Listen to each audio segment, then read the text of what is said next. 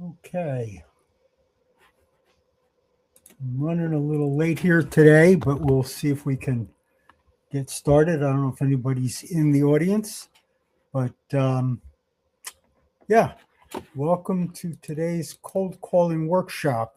For those of you who are new, we run a couple of different kinds of workshops. All of them are oriented around how to grow your business from a sales perspective, marketing perspective, lead generation perspective, shortening your sales cycle, getting more new business in, getting attention, interest, stimulating desire, um, promotional activities, sales training.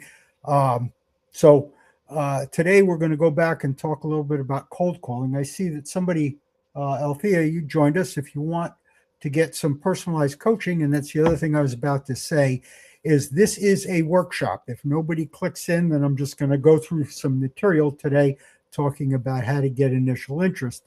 If anybody would like one-on-one coaching, I'm happy to come off the script and give you one-on-one coaching right here in the workshop. That's what this is for. So, Althea, I see you're in there. So if you want to come on stage, just let me know, and we can go through your script, your targeting, your questioning techniques, whatever you like. And that's for anybody else that's out there. Anyway, my name is Jeff Josephson, and on behalf of all of us at leadgen.com, and we are growing. So if you're looking for a job, definitely give us a call, particularly if you're good at cold calling, or if you want to be an independent rep. That's a commercial I'll put out there. But I'd like to welcome you to today's cold calling workshop. As I said, in this particular series, we talk about how to make more effective cold calls. And one of the things you'll notice, though, is that if you know how to make a good cold call, then you really know how to do just about anything you need to do in marketing and sales. Doesn't matter whether you're in social media or you do advertising or you do field sales. The key elements that make a cold call effective are the same key elements that can make any marketing or sales program more effective. In fact, we kind of joke about it. Being good at cold calling is all about being good at persuasion. So if you have a 3-year-old and you're trying to get your 3-year-old to go to bed, learn how to do a good cold call, and you will learn exactly the skills and techniques that you need to not only get your 3-year-old to go to bed, but to do it willingly. So it's all about persuasion. And the reason why we use cold calling as the example is that cold calling is one of the hardest things to be able to do well. That is, you've got a prospect and maybe they pick up the phone, maybe they don't. So you have to get them to pick up the phone. And the first thing out of your mouth can turn them off. And if it does, you've lost. So you have to be able to say something that stimulates initial interest and gets rapport and does that very quickly. Otherwise, you're going to fail. It's not to say that it's a suicide mission, but rather the techniques that you use to be able to get the person on the phone, stimulate their interest, get them to want to do business with you, and then ultimately to get them to pull the trigger and buy from you. Those skills are the key to making a good cold call, and they're the key to selling in general. Okay. So let me move in. Oh, if anybody else is out there that wants to jump in on the live, again, you can get one-on-one coaching here today. Just go to leadgen.com/LIVE, and that'll take you right here. All right. So today, format, and we'll see how it goes. We'll start with a little overview of the approach. Then we'll do a deep dive into one or two components of the methodology. We don't do all of it here because there's too much.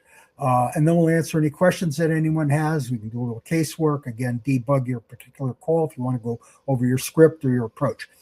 Overall, the approach is designed to teach you some useful skills if you ever find yourself having to work the phones or basically anything in sales. How to get past gatekeepers and voicemail, how to get a decision maker on the phone, how to stimulate initial interest, how to convert initial interest into strong interest, how to uncover needs, for your product, how to build value, how to create urgency and get the prospect to act sooner rather than later, how to prevent no-shows, how to overcome objections, how to get people to call you back, how to close. We'll cover all of it. Okay. For your reference, everything we're going to talk about today is documented in our ebook. That's on my shelf back there.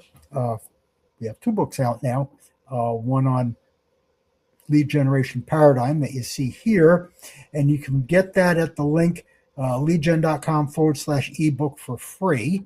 And if you do want, we can give you access to the Learning Center, and there's a video version, a PDF version, an ebook version. There's some lessons and a bunch of tools. So that's the commercial for today. All right.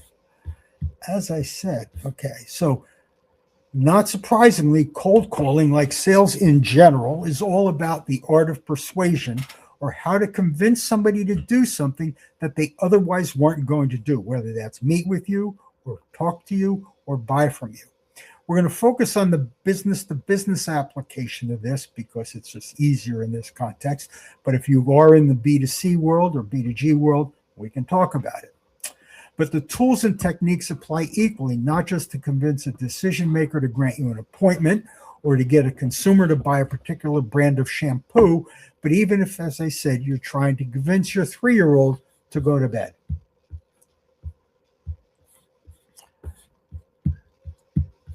The method that we use and advocate, or at least the technique is based on, actually dates back to around the 1930s, and you can see that here. It's called AIDA, and AIDA stands for getting the prospect's attention, stimulating their initial interest, getting them to want to or desire to do something about it, and then getting them to actually act on that desire. So it's not enough just to get them to want to do something, right? Somebody will say to you, okay, give me a call back next week.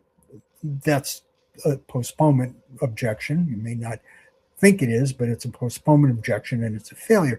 You have to get them to actually not just show up when you call them next week, but put it on their calendar now, or even better, just move the sales process forward right then and there. So it's not enough to get them to want to do something. You have to get them to take that action, what we call a concrete step in our methodology. Although it originally actually applied to consumer sales, we found that these 4 steps are equally effective in B2B cold calling, and they provide an excellent model for designing any cold call or literally any marketing or sales program for that matter. If you're doing a digital ad, you have to get the prospect's attention. You have to stimulate their interest. You have to get them to want to do something, and then you actually have to get them to pull the trigger. So it doesn't matter if it's a billboard or if it's an ad or if it's an email, you still have those same 4 steps that you have to go through, okay? Now, the bad news, it's not easy. In fact, it takes a lot of upfront work to make this happen.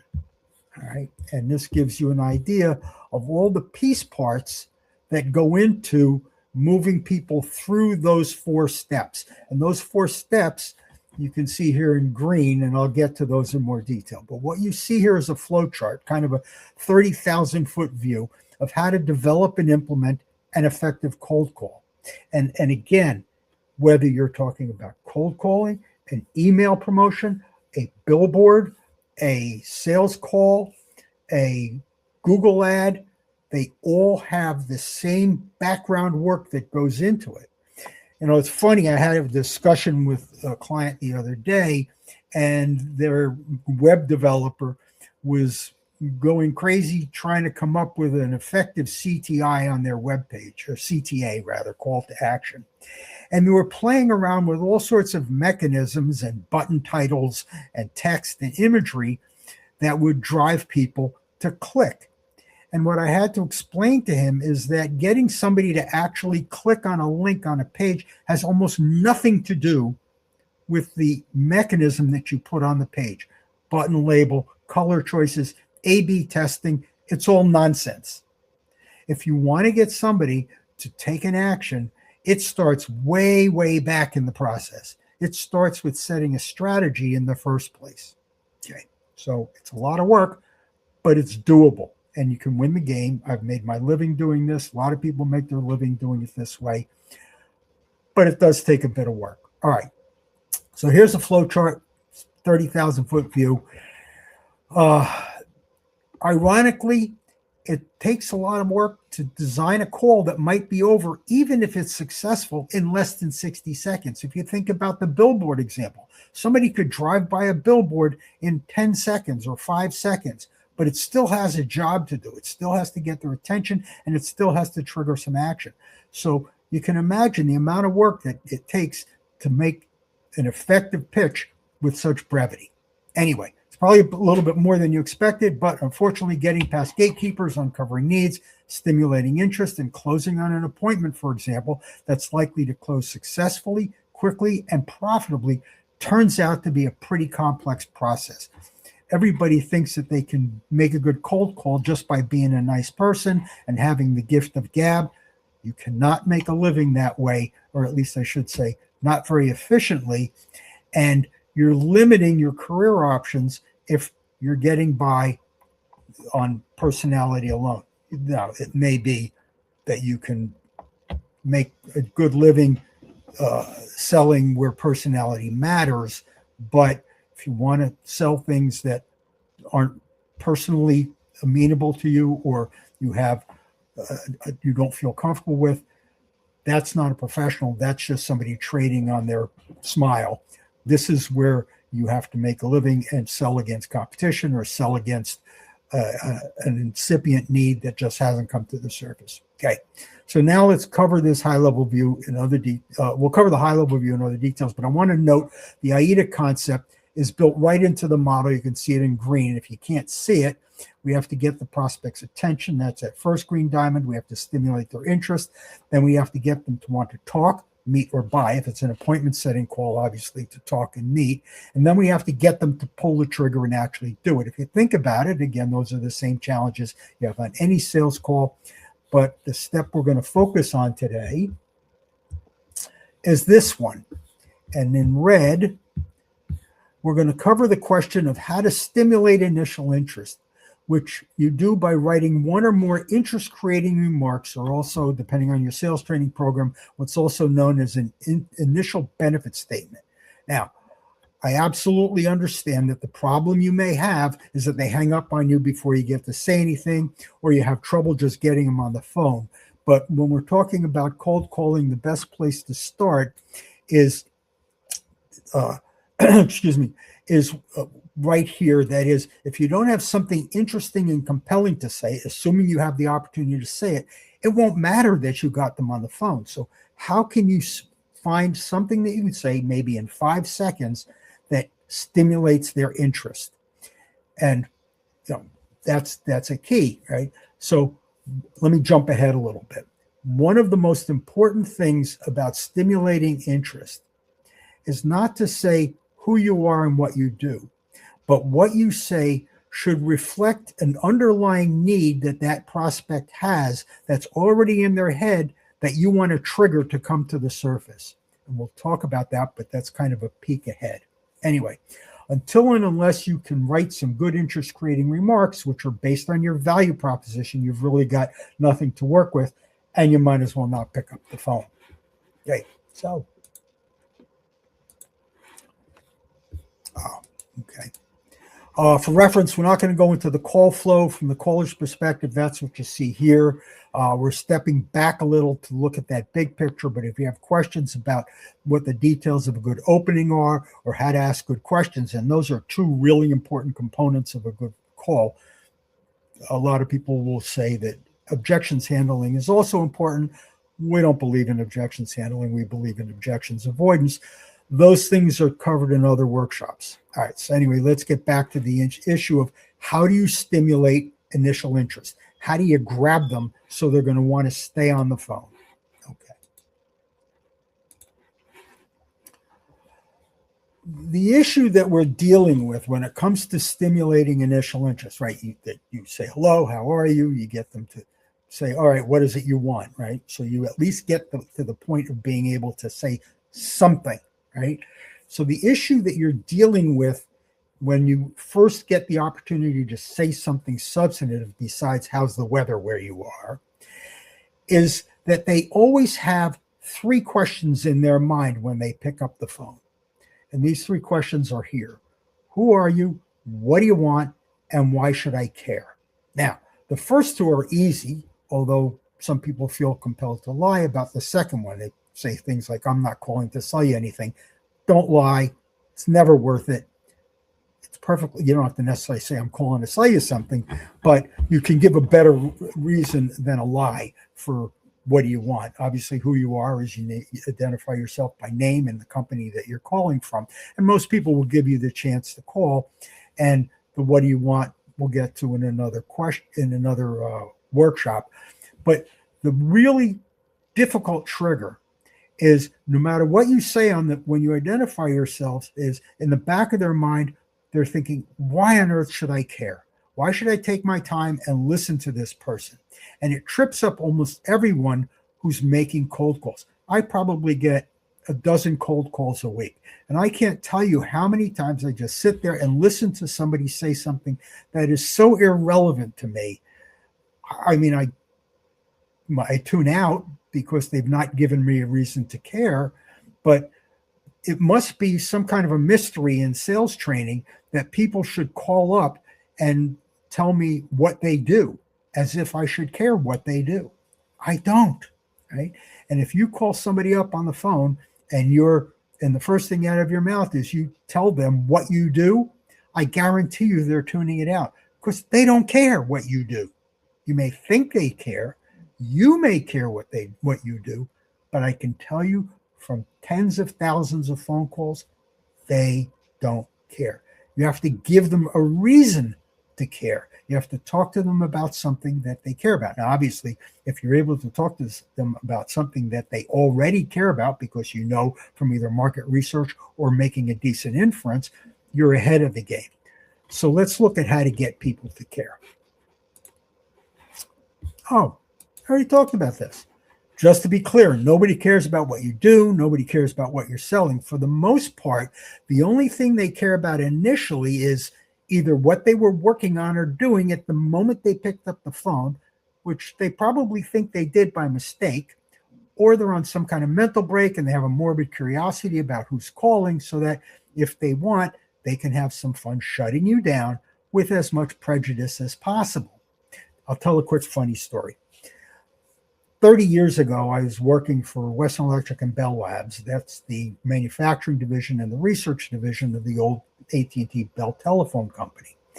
And one day, one of the lab that worked in my department, one of the labroids said, we have this thing, and it can tell you the phone number of the person who's calling before they pick up the phone. At the time, it was called calling number identification.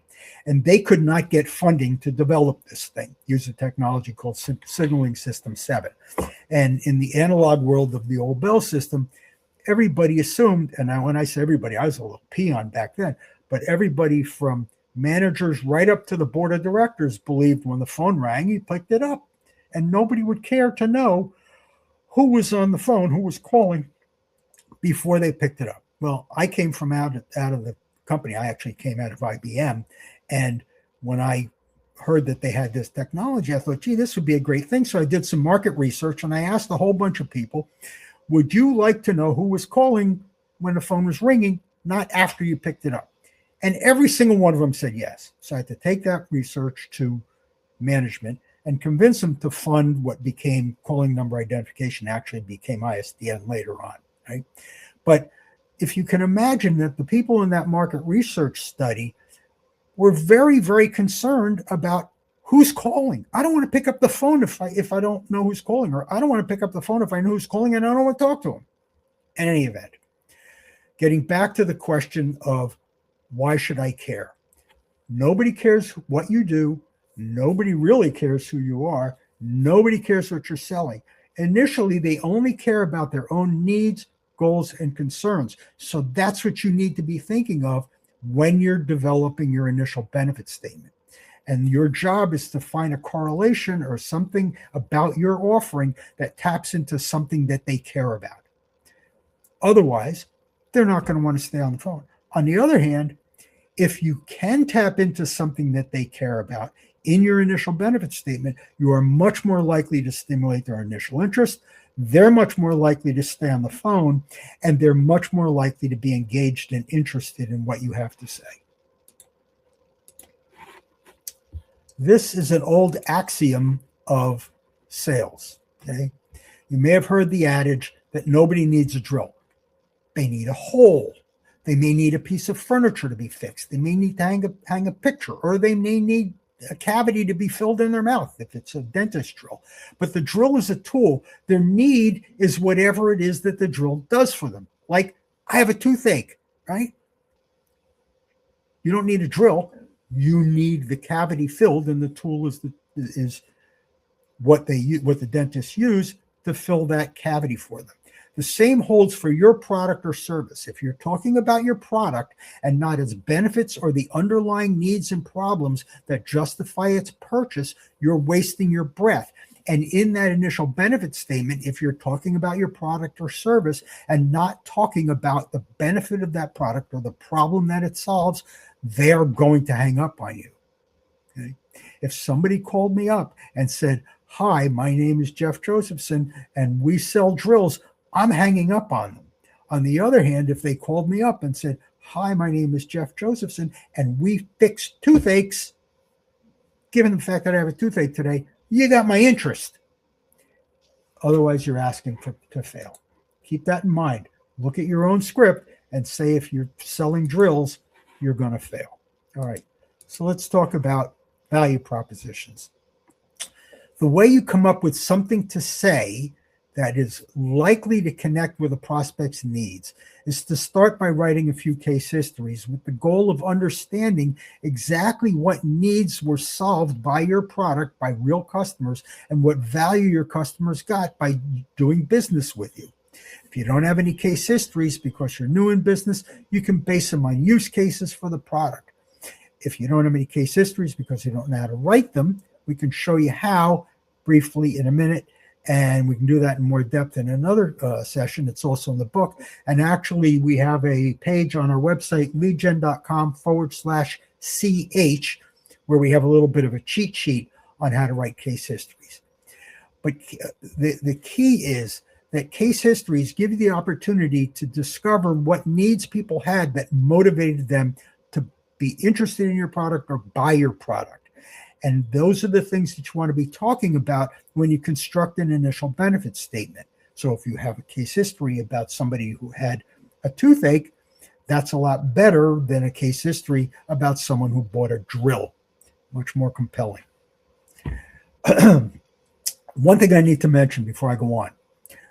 Case histories are not the same thing as testimonials. That is, in fact, testimonials are actually bad. What I mean by that is if you have to name names, that's a distraction, because as soon as you identify who used your product as if you're trying to impress the prospect, that's a distraction. It's a distraction from the need. And the prospect's reaction to that is going to be, if you say, "Well, we sold this product to ABC company," they're either going to think, "I'm not like them and I wouldn't do anything that they do," or "I am like them, and how am I going to differentiate myself in the market if I'm doing the same thing that they're doing?" So all they're thinking about when you have a testimonial or you name names is they're thinking about that person or that company. You know, even if you say something like, "Well, we had this customer named Bill, and he said our product is great, and we thought you might like using it too." They're thinking, "Bill, do I know Bill?"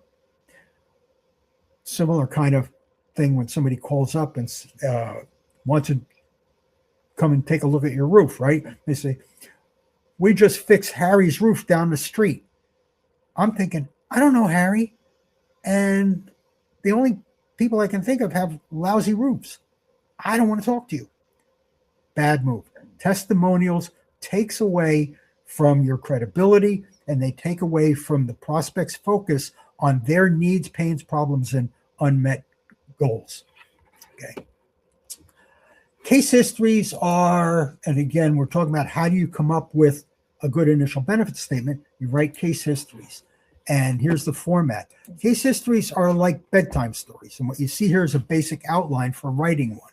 The way they work is like this. You give a little background on the customer, who they were generically, not by name, how big they were, maybe where they are, Then you describe the problem that they had. Talk about the problem in business or operational terms, not in terms of their need for a particular solution.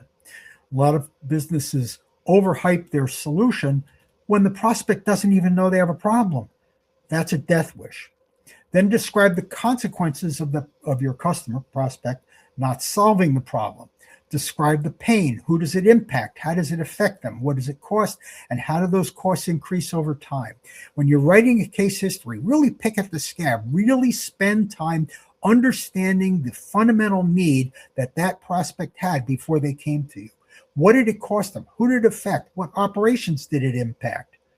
Those are the core components of the need that you're going to try to articulate and build into your initial benefit statement. Now, in your case history, you can briefly talk about what they tried to do but to solve the problem, but that didn't work, maybe with a competitor who was unable to help them. Unimportant part of this part of the process, but it's helpful to know that people have tried other solutions, didn't work, but yours did. Okay. You then briefly can describe how you met because it makes the story flow better. But then you can briefly describe your product. But remember, nobody cares about your product. But now the fun part. Talk about the results. What happened to the customer as a result of their using your product? What did they gain in measurable terms? The deltas in operational efficiency, increased sales, increased customer satisfaction, less water coming into their house. Whatever metrics they use to measure their ROI, write it down. Then go a step further and talk about the benefits to the people who were involved. Did anyone get promoted? Did anyone get a raise? Did their stock price go up? Really pile on the benefits because that's another thing that people care about. One thing they care about is their needs, pains, problems, and unmet goals. And the other is their hopes and aspirations, their benefits, what they can achieve by buying from you. You can use either one in an initial benefit statement in an interest-creating mark. I happen to like the pain part of things just because I'm a little sadistic, but you can use either. Once you write these out, and do a few of them, 5, 10, whatever it takes for you to see enough about the needs that you're calling about in order to be able to see the pattern, okay? Once you've written these out, it's usually very easy to come up with an interest-creating remark or an IBS, one that focuses on the underlying problem, or as I said, you can focus on the benefits. That's going to get them to care because that's what it's all about. How do you get them to care? And if you think about it, this should be logical. If they're sitting around all day, let's use my example for our business. People come to us because they want to increase their sales. So if I call somebody up and say, we help companies increase their sales, and he's sitting there thinking, you know what, we haven't made our forecast in 3 months, right? I've already tapped into a need. If I call them up and say, I teach cold calling, they're not going to care, right? They don't care about my solution. They care about their problem. And if they're already thinking about the problem, the battle is halfway won. Okay. Here's an example. Okay. I'll go through it. You can see here the focus is on the underlying problem and the benefit that they gained by working with us. So case history. An e-learning company was getting 1 to 2 leads a month, of which they were closing maybe 1 or 2 a quarter, which comes out to about 10% of the leads. Pretty lousy close rate. Problem was if they couldn't find more business, they were going to go out of business. They had tried a bunch of things, but they responded to one of our direct mailers. And so we were brought in and we developed a cold calling program using a lot of the same techniques we're talking about here, by the way, that enabled them to change from generating 1 or 2 leads per month to 4 or 5 new highly qualified leads per week.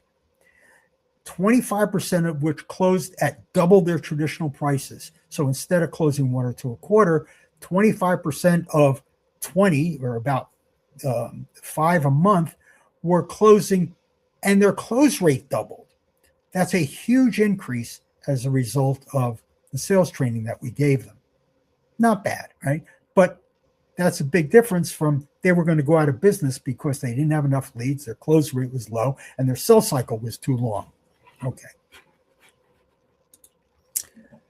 So now that you've seen a case history, one that's designed to get the prospect to stay on the phone, because, you know, I can talk about we help companies increase the number of leads they get per month. by a factor of 10, or we help them increase their close rate by a factor of 5, whatever the number is. That's focusing on a need.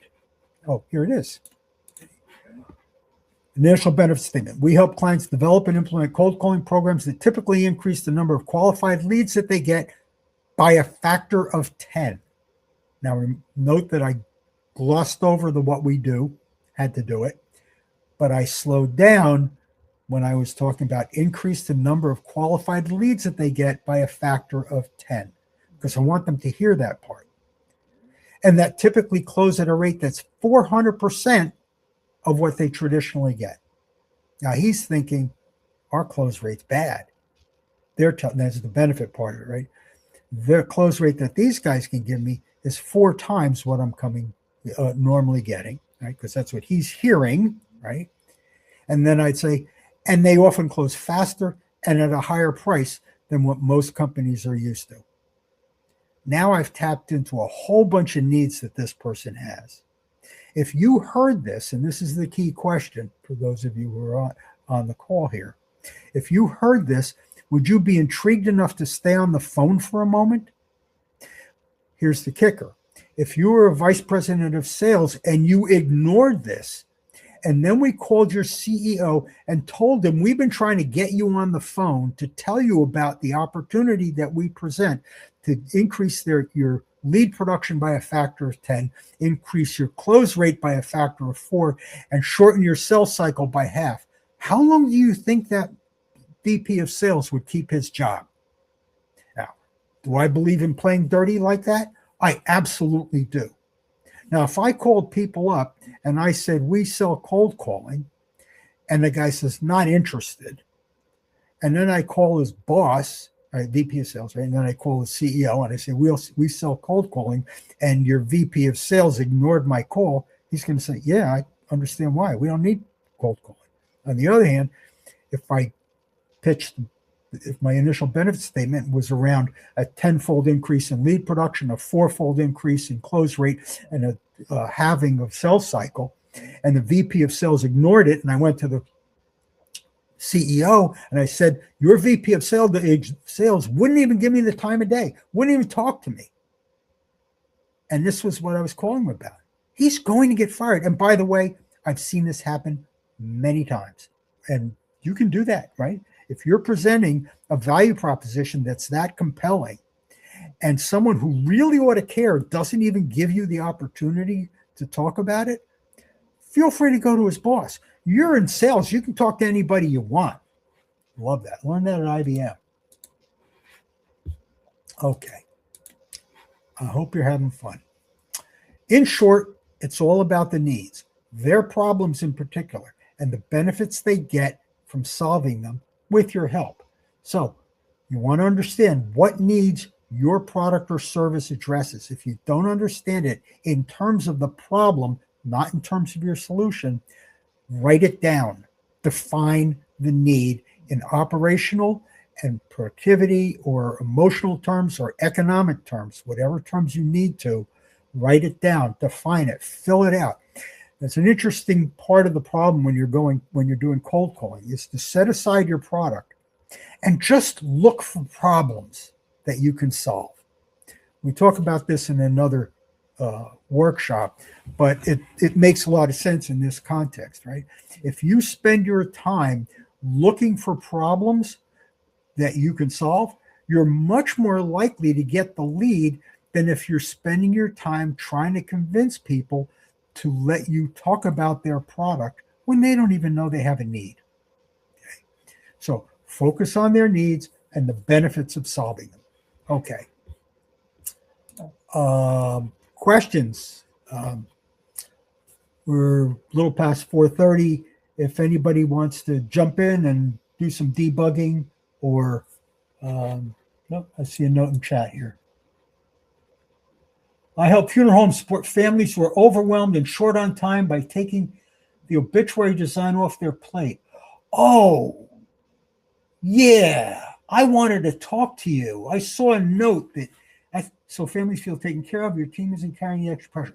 Yes, Althea. I looked at your website, by the way, and And I had a great idea for you if you want to try to click in.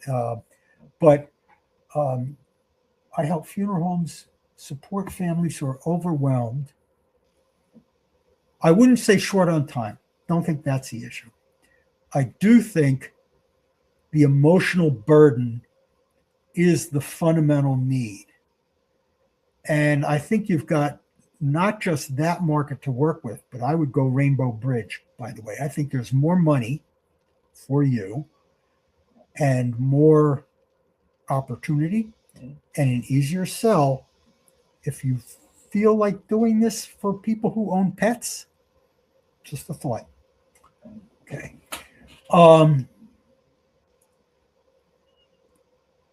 You have a real nice opportunity either way, right? So the only problem I have with what you have here, I help funeral homes. I would not go there yet. The funeral home is your channel of distribution, right? You're really helping the bereaved. You're helping those families. That's what you need to focus on. Funeral home is your channel of distribution. And yes, you want to help them support families, but their need is to support families, right? So if you say, we support families who are overwhelmed or bereaved by taking the obituary creative, I use creative, and design, and that burden off their plate, or provide guidance for it, I absolutely think you've got something to work with there. Families feel taken care of. I think there's a better way to say, if you want to chat about it, by the way, you can jump on my calendar, leadgen.com/calendar. But the other thought that I have, it's not taken care of. I think you have a stronger value proposition. I got to remember, I looked at this yesterday or the day before. Heard, felt, remembered, noticed, and it's not the family member. It's the person who died, who's lost, right? To help them tell their story, something like that, right? So families, when there's a death in the family, can get into arguments about writing the obituary. And what often happens is one person gets stuck with it and 5 people hate what they sent in. Right? That's a real problem. You can mediate that conversation, right? And I think if you look at your cases, and I can't remember, too much of the detail, but